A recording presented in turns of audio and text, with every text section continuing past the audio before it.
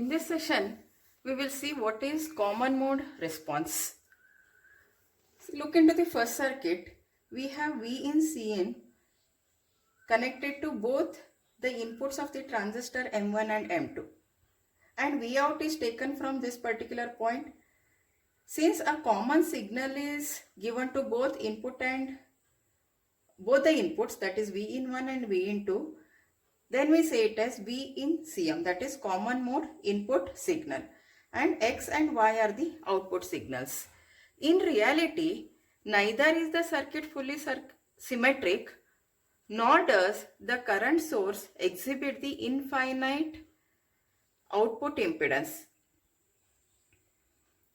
As a result, a fraction of the input Cm variation appears at the output. See here, instead of the current source, we have represented that as RSS. Now look into the simplified version of the circuit. What is done there? Both the M1 and M2 are given with V in Cm. Therefore, common signal is taken and it is, instead of like this, it is this is flipped and we are giving V in Cm here.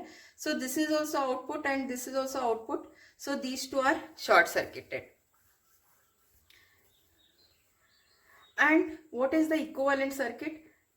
Look here, these RD together, it becomes RD by 2 and a common output V out and V in Cm, since these two are the equivalent transistors, that is the same transistors M1 plus M2, and this resistance is Rs. This is the equivalent circuit of this circuit. Now as V in Cm changes, so does this Vp change. Thereby, if this increases, the drain current also increases, as we have seen in the operation of the basic differential amplifier. As you go on increasing the input voltage, of course this is common to both, the drain current also increases. When the drain current of these two increases, what happens to X and Y? What happens to V out 1 and V out 2? They reduce. Both Vx and Vy, or V out 1 and V out 2, voltages reduce. Now, how do we write the expression for AVCM? AVCM is nothing but it is the output voltage V out divided by the input common mode voltage. This is the equivalent circuit of this, because both the transistors are same, so we take it as M1 plus M2, and these two resistances together can be written as RD by 2, and there is a single output line V out and this RSS as it is. The Cm gain, Cm is the common mode gain, the Cm gain of the circuit is equal to AVCM, that is voltage gain of the Cm circuit, V out divided by V in Cm. This is the output voltage, this is the input common mode voltage, and this is given as minus RD by 2 divided by 1 upon 2 Gm plus RSS. See, this is same as our common source stage with the degeneration, where Gm denotes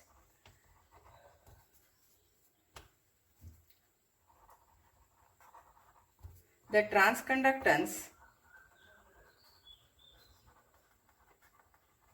of each of M1 and M2 and lambda equal to gamma equal to 0.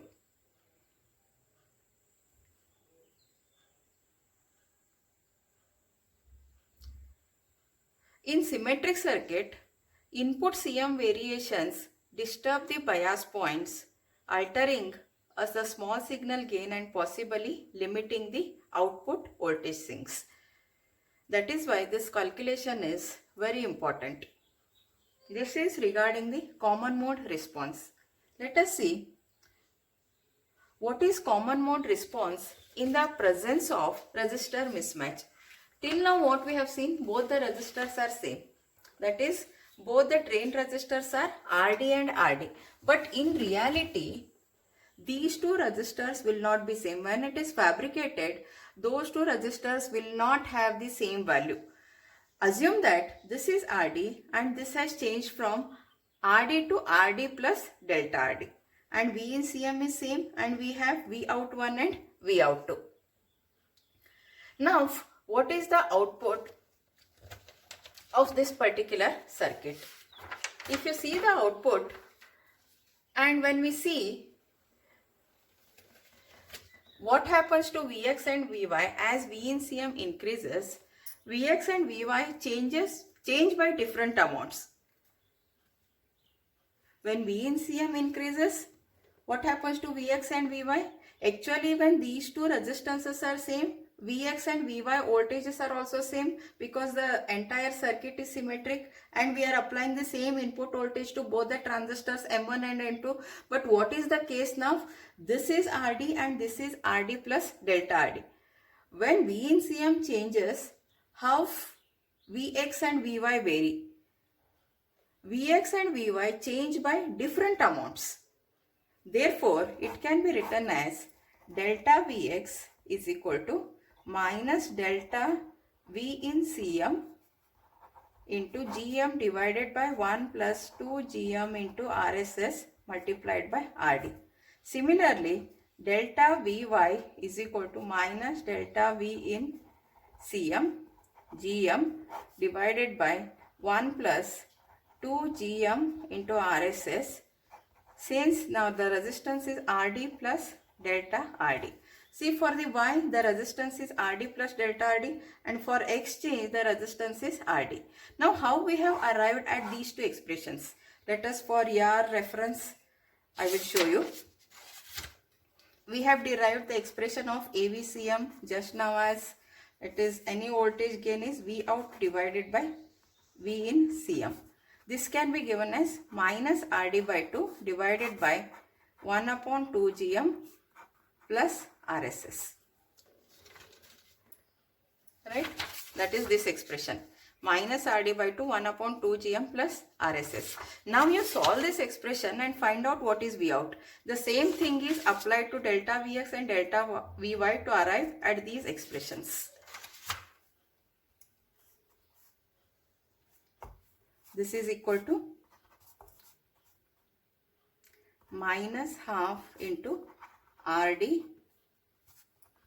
2 GM divided by 1 plus RS into 2 GM. Just take the LCM. Mathematical simplification it is. So this two will cancel out.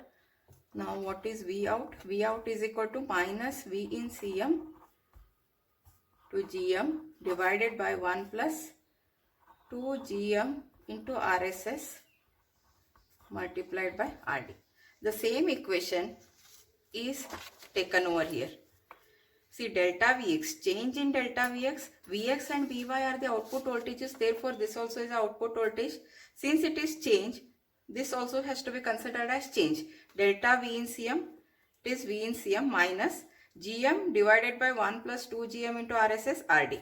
Now for Vy, the resistance is RD plus delta RD, that can be taken as delta V in Cm Gm divided by 1 plus 2 Gm RSS. Instead of RD, we have RD plus delta RD.